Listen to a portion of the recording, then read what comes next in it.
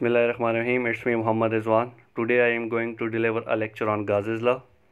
Gauss's law देखें, जब भी हमारे पास पॉइंट चार्जेस होते हैं और उनके दरमियान हम इलेक्ट्रिक फोर्स फाइंड करने जाएं या फिर उन पॉइंट चार्जेस की इलेक्ट्रिक फील्ड फाइंड करने जाएं तो हम एक लॉ यूज़ करते हैं जिसको कहते हैं कूलम्स लॉ।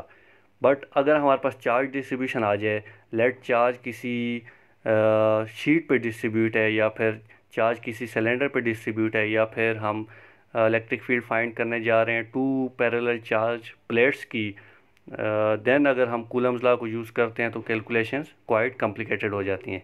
वहाँ पे फिर हम एक और लॉ यूज़ करते हैं जिसको कहते हैं Gauss's law. Gauss's law is a general law. ये law as compare to Coulomb law more simple calculations करता है।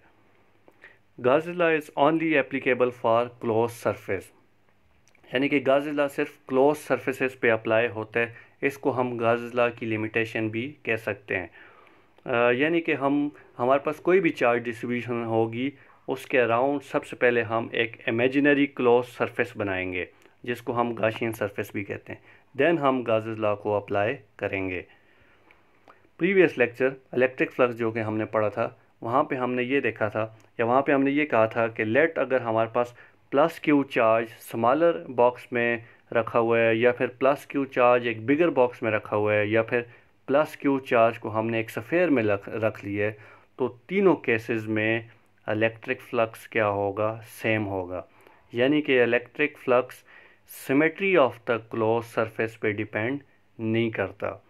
क्लोज सरफेस जैसी भी लें, whether it is sphere, whether it is irregular surface, whether it is a cube, whether it is a cylinder, तो हर case में अगर हमने same charge रखा हुआ है उन क्लोज सरफेसेस में, देन फ्लक्स क्या होगा, सेम होगा। जैसे यहाँ पे हमने हर केस में प्लस क्यू चार्ज रखा हुआ है तो तीनों केसेस में इलेक्ट्रिक फ्लक्स क्या होगा, सेम होगा। लेकिन अगर हम चार्ज को चेंज कर देते हैं, लेट अगर हम चार्ज प्लस टू क्यू रख लेते हैं तो अब पहले के केस में इलेक्ट्रिक फ्लक्स क्या हो जाएगा, डबल हो जाएगा। यानी कि हम ये कह सकते हैं electric flux through any close surface does not depend on the geometry of the close surface. Electric flux through any close surface is proportional to the total charge enclose in the surface. और यही Gauss's law की statement है कि electric flux through any close surface is proportional to the total charge enclose in the surface. कि electric flux किसी भी close surface से just किस पे डिपेंड कर रहा होगा कि चार्ज कितना रखा हुआ है उस क्लोज सरफेस के अंदर, उस पे डिपेंड कर रहा होगा इलेक्ट्रिक फ्लक्स। मैथमेटिकली देखते हैं इलेक्ट्रिक फ्लक्स को हम कैसे लिख सकते हैं। मैथमेटिकली इसको डिराइव करते हैं। लेट हमारे पास प्लस क्यू चार्ज था। प्लस क्यू चार्ज की इलेक्ट्रिक फील्ड होती है रेडियली आउटवर्ड। इसके अराउंड हम एक क्लोज सरफेस बना लेते हैं और वो क्लोज सरफेस हमने स्फीयर बना ली, क्योंकि स्फीयर जो प्लस क्यू चार्ज है उसकी electric field spherically radially outward होती है और स्फीयर इसलिए हमने यहाँ पे ले लिया है। अब इस केस में अगर हम देखें, इस केस में हमारे पास सरफेस कैसी है, कर्व सरफेस है। तो हमने इलेक्ट्रिक फ्लक्स जब पढ़ा था वहाँ पे हमने ये कहा था कि अगर हमारे पास सरफेस कर्व आ गई तो उस केस में अगर हम इलेक्ट्रिक फ्लक्स फाइंड करने जाएंगे तो हम क्या करेंगे, हम उस सरफेस को स्मॉल पैचेस में डिवाइड कर लेंगे। इतने स्मॉल पैचेस में डिवाइड कर लेंगे कि वो स्मॉल पैच एक फ्लैट सरफेस की तरह बिहेव करेगा। तो हम इस स्फीयर को बहुत सारे स्मॉल पैचेस में del A1, del A2, del A3 up to del AN patches में डिवाइड कर लेंगे सो डैट ये फिर एक फ्लैट सरफेस की तरह बिहेव करेगा। अब अगर हम यहाँ पे किसी एक स्मॉल पैच की बात करें, जैसे यहाँ पे हम डेल A की बात करें, तो डेल A की जो डायरेक्शन होगी वो क्या होगी, perpendicular to this flat surface होगी, यानी कि आउटवर्ड होगी। और अगर यहाँ पे हम इलेक्ट्रिक फील्ड की डायरेक्शन देखें, प्लस क्यू चार्ज की वजह से इलेक्ट्रिक फील्ड रेडियली आउटवर्ड होती है, वो भी यहाँ पे क्या होगी, आउटवर्ड होगी। यानी कि ई और डेल ए की डायरेक्शन क्या होगी, सेम होगी, या फिर हम ये कह सकते हैं ई और डेल ए पैरेलल होंगे। इसी तरह अगर हम किसी और पैच की बात करेंगे स्फीयर के ऊपर, तो उसकी डायरेक्शन भी आउटवर्ड होगी और वहाँ पे भी ई क्या आएंगे, पैरेलल आएंगे। यानी कि जितने भी हम स्मॉल पैचेज इस स्फीयर पे लेंगे हर केस में ई और डेल ए पैरेलल होंगे, ई और डेल ए पैरेलल होंगे। यानी कि हमने अपनी आसानी के लिए यहाँ पे एक स्फीयर लिया था इस प्लस क्यू चार्ज के अराउंड। अगर हम यहाँ पे हम क्यूब ले लेते उस केस में काफ़ी कॉम्प्लिकेटेड हो जाता हमारे लिए, क्योंकि ई और ए हर पॉइंट पे पैरेलल ना होते। तो इस केस में ई और ए हर पॉइंट पे क्या आ रहे हैं, पैरेलल आ रहे हैं, हर पैच के लिए पैरेलल आ रहे हैं। तो क्या करेंगे, लेट हमने डेल ए वन एक स्मॉल पैच लिया हुआ था, उसमें से फ्लक्स कितना होगा, तो इलेक्ट्रिक फ्लक्स हमने पढ़ा हुआ है फाई, जो कि होता है E into A, E dot A. तो यहाँ पे अगर हम डेल ए वन की बात करने जा रहे हैं तो डेल ए वन के लिए होगा flux phi one is equal to E one dot delta A one. Dot product को अगर हम ओपन करें E one delta A one into cos theta आता है। मैंने आपको कहा कि ई एंड डेल ए क्या हैं, पैरेलल हैं। पैरेलल हैं तो एंगल क्या होगा, 0 degree, cause of 0 degree. Cos 0 होते हैं 1, यानी कि हमारे पास जस्ट आ जाएगा E one del A one. इसी तरह फाई टू की अगर बात करेंगे तो वो आ जाएगा E two del A two. Phi three की बात करेंगे आ जाएगा E three del A three. Up to phi N की अगर हम बात करेंगे E N del A N आ जाएगा। इसके बाद हम इन सारे फ्लक्स को सम अप कर देंगे तो हमारे पास फ्लक्स हो जाएगा phi is equal to phi one plus phi two plus phi three plus up to phi N. Sum up के लिए हम यहाँ पे सिंबल यूज़ कर लेंगे समेशन का। अब यहाँ पे अगर देखा जाए तो E one E two E three सारी इलेक्ट्रिक फील्ड को जब हम सम करेंगे तो हमारे पास टोटल या रिजल्टेंट इलेक्ट्रिक फील्ड कितनी होगी, ई होगी, और वो ई जो इस पॉइंट चार्ज प्लस क्यू की वजह से है। अच्छा, इसी तरह डेल ए एरिया को अगर हम सम करेंगे del A one plus del A two plus del A three, तो टोटल हमारे पास या रिजल्टेंट एरिया कितना आ जाएगा, वो एरिया जितना इस स्फीयर की वजह से है उतना आ जाएगा। तो अगर हम ई की बात करें प्लस क्यू चार्ज या पॉइंट चार्ज की वजह से इलेक्ट्रिक फील्ड कितनी होती है, वो होती है Q over 4 pi epsilon naught into R square, electric field due to point charge. ये हमने इलेक्ट्रिक फील्ड वाले टॉपिक में पढ़ा हुआ है। इसी तरह एरिया की अगर हम बात करें सम अप करने के बाद जो टोटल एरिया है वो कितना होगा, वो जितना इस स्फीयर का होगा, और स्फीयर का एरिया कितना होता है 4 pi R square, 4 pi R square. अब इस केस में देखें 4 4 के साथ कैंसिल हो जाएगा, पाई पाई के साथ कैंसिल हो जाएगा, आर स्क्वायर के साथ कैंसिल हो जाएगा। हमारे पास रिज़ल्ट क्या आएगा, phi is equal to Q over epsilon naught. और ये गाउस लॉ की मैथमेटिकल फॉर्म है, यानी कि मैथमेटिकली हम गाउस लॉ को इस तरह लिख सकते हैं। तो हम यहाँ पे हम गाउस लॉ को ऐसे भी डिफ़ाइन कर सकते हैं कि electric flux through close surface is equal to the charge Q enclosed by the surface divided by epsilon naught. तो हम गाउस लॉ को ऐसे भी डिफ़ाइन कर सकते हैं। या फिर इलेक्ट्रिक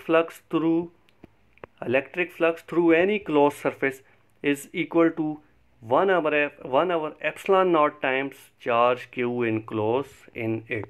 या फिर हम इसको ऐसे भी डिफ़ाइन कर सकते हैं। Geometry of the Gaussian surface depends on the charge distribution. देखें प्रीवियस हमने ये कहा कि electric flux symmetry of the close surface पे डिपेंड नहीं करता। जैसे भी आप क्लोज सरफेस उस चार्ज डिस्ट्रीब्यूशन के अराउंड बनाएंगे इलेक्ट्रिक फ्लक्स चेंज नहीं होने वाला। लेकिन जो हम क्लोज सरफेस बनाएंगे या गॉसियन सरफेस बनाएंगे वो डिपेंड करती है चार्ज डिस्ट्रीब्यूशन पे।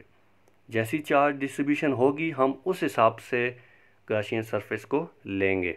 यानी कि गाउस लॉ को यूज़फुल बनाने के लिए या मोर सिंपल कैलकुलेशन के लिए हम जो Gaussian surface around the charge distribution लेंगे वो अकॉर्डिंग टू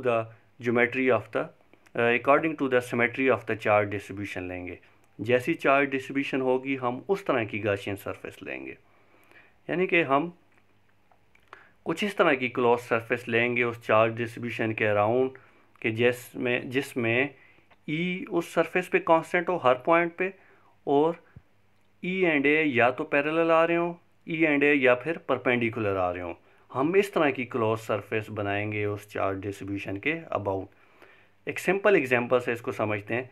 लेट हमारे पास क्यू चार्ज है, लेट हमारे पास क्यू चार्ज है, इसके अराउंड हम एक क्लोज सफ़ेयर, इसके अराउंड हम एक सफ़ेयर ले लेते हैं। लेट इसके अराउंड हम क्या ले लेते हैं, एक सफ़ेयर ले लेते हैं। अब सफ़ेयर पे हर पॉइंट पे अगर हम देखेंगे, हर पॉइंट पे अगर हम देखेंगे ई एंड ए क्या आ रहे होंगे, पैरेलल आ रहे होंगे। अभी हमने प्रीवियस केस लिया और वहाँ पे हमने जो गाज़ला की मैथमेटिकल फॉर्म डिराइव की है वो केस है कि हर पॉइंट पे ई एंड ए क्या आ रहे हैं, पैरेलल आ रहे हैं। और दूसरी बात देखें, सफ़ेयर जब हमने लिए क्यू चार्ज सफ़ेयर के सेंटर पे पड़ा हुआ है। अब इस केस में क्यू चार्ज से अगर हम बात करें डिस्टेंस की, इस पॉइंट चार्ज से अगर हम बात करें सफ़ेयर के डिस्टेंस की, तो एट एवरी पॉइंट सफ़ेयर के हर पॉइंट पे क्यू चार्ज से जो डिस्टेंस है वो क्या है, सेम है। अब अगर डिस्टेंस सेम है तो इस पॉइंट चार्ज की वजह से जो इलेक्ट्रिक फील्ड है जो कि होती है is equal to Q over 4 pi epsilon naught into R square. R same है, अगर आर सेम है तो सफ़ेयर के ऊपर हर पॉइंट पे इलेक्ट्रिक फील्ड क्या है, सेम है। यानी कि electric field due to point charge होती है E is equal to K Q over R square. अब आर सेम है यानी कि सफ़ेयर पे जो पॉइंट्स हैं उनका डिस्टेंस फ्रॉम क्यू सेम है, हर पॉइंट पे डिस्टेंस क्या है, सेम है। तो इसकी वजह से electric field at every point on sphere क्या होगी, सेम होगी। तो यहाँ पे हमने ई सफ़ेयर पे ई क्या है, कांस्टेंट है, और दूसरी बात ई एंड ए क्या आ रहे हैं, पैरेलल आ रहे हैं। तो इस केस में हम अगर कैलकुलेशन करने जाएंगे वो ज़्यादा सिंपल होंगी। लेकिन दूसरा केस अगर हम देखें, हमने इसी क्यू चार्ज के अराउंड एक क्यूब ले लिया है, हमने इसी चार्ज के अराउंड क्या ले लिया, एक क्यूब ले लिया। अब इस केस में अगर हम देखें, लेट ये जो एक पॉइंट मैंने लिया हुआ है, एक पॉइंट अगर हम देखें यहाँ पे ई एंड ए पैरेलल नहीं आ रहे, क्योंकि क्यू चार्ज की वजह से ई की डायरेक्शन ये होगी, लेकिन एरिया की डायरेक्शन देखें वो तो सरफेस के परपेंडिकुलर होती है। तो यहाँ पे ई एंड ए पैरेलल नहीं आ रहे या फिर ई एंड ए परपेंडिकुलर नहीं आ रहे, विद एंगल थीटा आ रहे हैं। दूसरी बात, अगर हम लेट क्यूब के सरफेस पे हम खड़े हैं और प्लस क्यू चार्ज से अगर हम डिस्टेंस की बात करें, तो अगर हम यहाँ पे आते हैं या फिर हम यहाँ पे आते हैं या फिर हम यहाँ पे आते हैं, तो हर केस में डिस्टेंस क्या आ रहा है, डिफरेंट आ रहा है। तो हर केस में अगर डिफरेंट आ रहा है, डिस्टेंस जो है वो डिफरेंट आ रहा है, तो ये जो सरफेस जिस पे हम खड़े हैं इस पे हर पॉइंट पे इलेक्ट्रिक फील्ड की वैल्यू क्या होगी, डिफरेंट होगी। अब अगर इलेक्ट्रिक फील्ड की वैल्यू भी डिफरेंट है और ई एंड ए पैरेलल भी नहीं आ रहे या फिर परपेंडिकुलर भी नहीं आ रहे, तो इस केस में कैलकुलेशन काफ़ी कॉम्प्लिकेटेड होगी। तो हम अपनी कैलकुलेशन को आसान करने के लिए, गाज़ला को मोर यूज़फुल करने के लिए, हम क्लोज सरफेस या फिर गाशियन सरफेस कैसी लेते हैं, जैसी हमारी चार्ज डिस्ट्रीब्यूशन होती है। जैसे इस केस में पॉइंट चार्ज था, पॉइंट चार्ज की जो इलेक्ट्रिक फील्ड होती है वो रेडियल होती है, तो इसलिए हमने एक सफ़ेयर ले लिया था। हम एक क्यूब भी ले सकते थे, लेकिन क्यूब के केस में कैलकुलेशन कैसी होगी, काफ़ी कॉम्प्लिकेटेड होगी। तो हम Gaussian surface according to the symmetry of charge distribution लेते हैं। अच्छा, अब कुछ केसेस देख लेते हैं कि हम किस तरह की क्लोज सरफेस लेंगे। सिमेट्री को देख के हम क्लोज सरफेस लेते हैं। लेट अगर हमारे पास सिमेट्री स्फेरिकल है, जैसे अभी प्रीवियस केस हमने देखा, उस केस में इलेक्ट्रिक फील्ड कैसी होती है, अलोंग द रेडियस होती है, या टुवर्ड द सेंटर होती है या फिर अवे फ्रॉम सेंटर होती है। इस केस में हम एक कॉन्सेंट्रिक सफ़ेयर ले लेते हैं, यानी कि ऐसा सफ़ेयर जिसके सेंटर पे उस प्लस क्यू चार्ज को हम रख लेते हैं।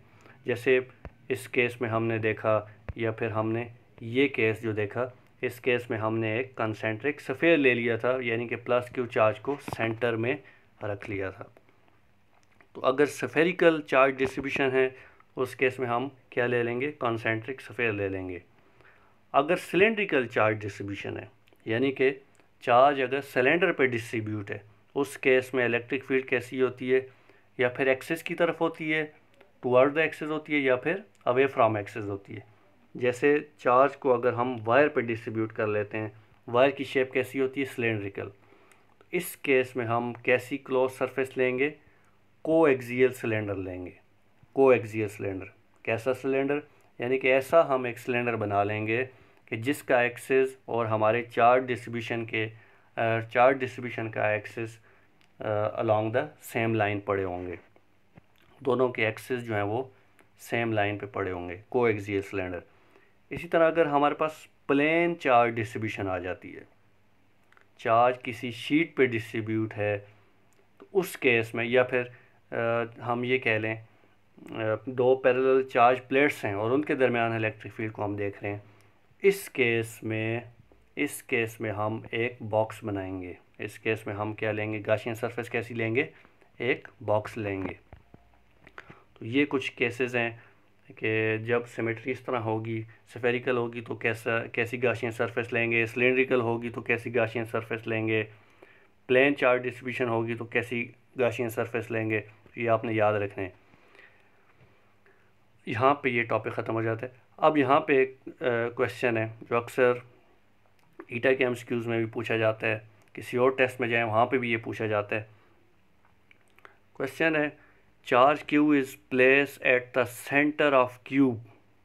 चार्ज क्यू हमने सेंटर ऑफ क्यूब पे रखा हुआ है, then flux through each face of the cube is.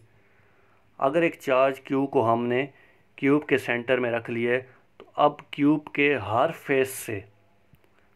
Face से कितना फ्लक्स होगा, फ्लक्स थ्रू क्यूब कितना होगा। देखें, क्यूब है या स्फीयर है, जो भी क्लोज सरफेस है, फ्लक्स कितना होता है उसमें सेंटर में अगर हमने चार्ज क्यू रखा हुआ है तो फ्लक्स होता है phi is equal to Q over epsilon naught. Phi is equal to Q over epsilon naught. अब इस क्यूब से फ्लक्स कितने, phi is equal to Q over epsilon naught. लेकिन इस क्यूब की कितने फेसेस हैं, अगर हम फेसेस देखें तो क्यूब के 6 फेसेस होते हैं, यानी कि 6 फेसेस में से जो फ्लक्स आउट हो रहा है वो हमारे पास है phi is equal to Q over epsilon naught. लेकिन हमने हर फेस से देखना है कि एक फेस से कितना फ्लक्स लीव आउट हो रहा है। तो उसके लिए हम क्या करेंगे, इस फ्लक्स को 6 पे डिवाइड कर देंगे, क्योंकि ये तो 6 फेसेस से फ्लक्स लीव आउट हो रहे हैं। तो एक फेस का कितना फ्लक्स होगा, इसको क्या कर देंगे, 6 पे डिवाइड कर देंगे।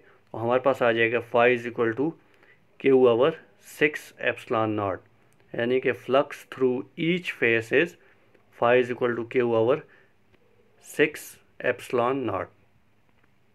क्वेश्चन नंबर 2, लेट हमारे पास एक स्फीयर है और उसमें Q1 Q2 चार्ज लिया हुआ है और एक Q3 charge outside the sphere पड़ा हुआ है। हमें ये पूछ रहा है कि फ्लक्स थ्रू स्फीयर कितना है। अब देखें, यहाँ पे जो इम्पोर्टेंट बात आपने याद रखनी थी कि फ्लक्स किसकी वजह से होता है, जो चार्ज उस सरफेस के अंदर इनक्लोज है, फ्लक्स जस्ट उस चार्ज की वजह से होता है। एक चार्ज जो आउटसाइड द क्लोज सरफेस पड़ा हुआ है उसकी वजह से नहीं होता। ये केस भी हमने इलेक्ट्रिक फ्लक्स में ज़ीरो फ्लक्स के केस में हमने पढ़ा था, जहाँ पे हमने एक शीट ऑफ चार्ज ली हुई थी और उसके करीब हमने एक बॉक्स रखा हुआ था, और उस केस में हमने कहा था बताएं फ्लक्स थ्रू दिस बॉक्स कितना होगा, और वहाँ पे हमने कहा था कि ज़ीरो फ्लक्स होगा। तो सेम उसी तरह का केस है कि यहाँ पे Q1 और Q2 तो स्फीयर के अंदर इनक्लोज्ड हैं, लेकिन Q3 बाहर पड़ा हुआ है। तो अगर हमसे पूछते हैं कि फ्लक्स थ्रू दिस स्फीयर कितना होगा, तो ये फ्लक्स जस्ट Q1 और Q2 की वजह से जो होगा वही हमारे पास फ्लक्स थ्रू दिस स्फीयर होगा। Q3 का इसमें कोई भी रोल नहीं होगा। यानी कि फ्लक्स कितना होगा, phi is equal to Q1 plus Q2 divided by epsilon naught. Q1 plus Q2 divided by epsilon naught. Q3 की वजह से फ्लक्स नहीं होगा क्योंकि वो स्फीयर के आउटसाइड पड़ा हुआ है। तो यहाँ पे ये पॉइंट आपने याद रखना है। आज का लेक्चर यहाँ तक ही था। Thank you.